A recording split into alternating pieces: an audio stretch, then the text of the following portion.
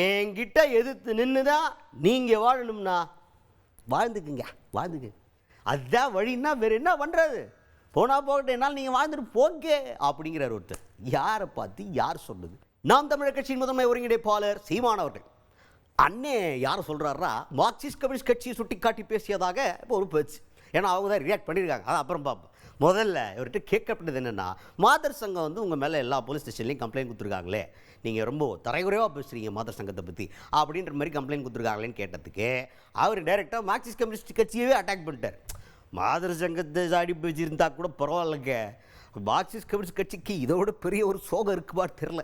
அவர் என்ன பேசிவிட்டார்னா, எங்கே இருந்தீங்க நீங்கள், போராட்டம்னா என்ன, புரட்சினா என்னன்னு கற்றுக் கொடுத்த ஒரு இயக்கம், அவ்வளோ பெரிய கட்சியை வச்சுக்கிட்டு இப்போ வெறும் 6 சீட்டுக்கு திமுகவோட ஒட்டிக்கிட்டு இருக்கீங்க.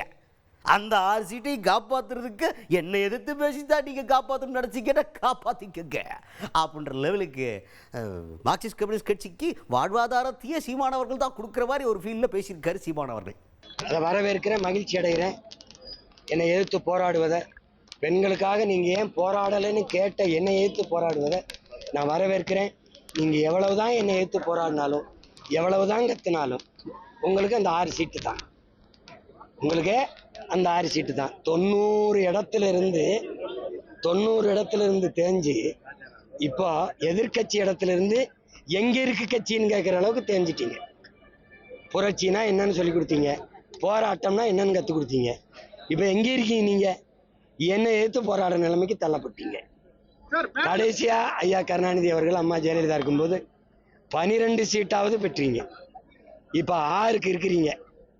சரி, என்னை எதிர்த்து பேசி இந்த 6ஐயாவது தக்க வச்சுக்கிறீங்க. அதுக்கு அடுத்துதான் ஐயா காமராஜர் அவர்களை பற்றி திமுக எம்பி திருச்சி சிவா அவர்கள் ஒரு கருத்து சொல்லி அது பெரும் சர்ச்சையாச்சு.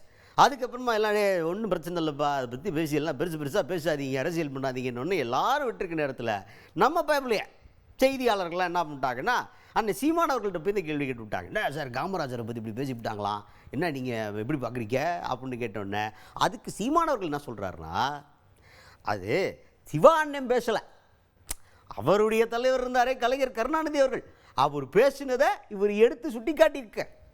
அப்போ பேசையில் எதிர்த்து பேசுகிறதுக்கு யாரும் இல்லை, எல்லாம் விட்டு அப்போ எல்லாம் இருந்தாங்க.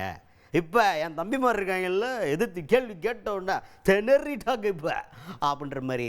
இந்த பிரச்சனைக்கு மூல காரணமே நாம் தமிழர் கட்சி தான், நாங்கள் தான் ரியாக்ட் பண்ணோம் அப்படின்ற மாதிரி கிரெடிட்டை எடுத்துக்கிட்டாரு சீமான் அவர்கள். அது எங்கள் அண்ணன் சிவா பேசலை, சிவாவுடைய தலைவர் ஐயா கருணாநிதி பேசினதை அவர் எடுத்து பேசுகிறார். அன்னைக்கு அவர் பேசும்போது கைதட்டிட்டு இருந்துச்சுல ஒரு மானங்கட்ட சமூகம், அதனால அவர் திருப்பி எடுத்து பேசுகிறார். இன்னைக்கு திருப்பி கேள்வி கேட்க ஒரு மானமுள்ள சமூகம் கிளர்ந்து எழுகிறதுனால, பிரபாகரன் பிள்ளைகள் கிளர்ச்சி கொண்டு எழுகிறதுனால, தமிழ் இளம் தலைமுறையினர் தன்மானத்தோடு நிமிறதுனால இந்த கழகம் வெடிக்குது. அன்னைக்கு என்னைய மாதிரி அங்கே ஒரு 2 பேர் உட்கார்ந்துருந்தான்னா, வாயமுடு ஓசியில் திருவாரூர்லேருந்து வந்த நீ என் தாத்தனுக்கு ஏசி போட்டு கொடுக்குறியான்னு கேட்டிருப்பான்.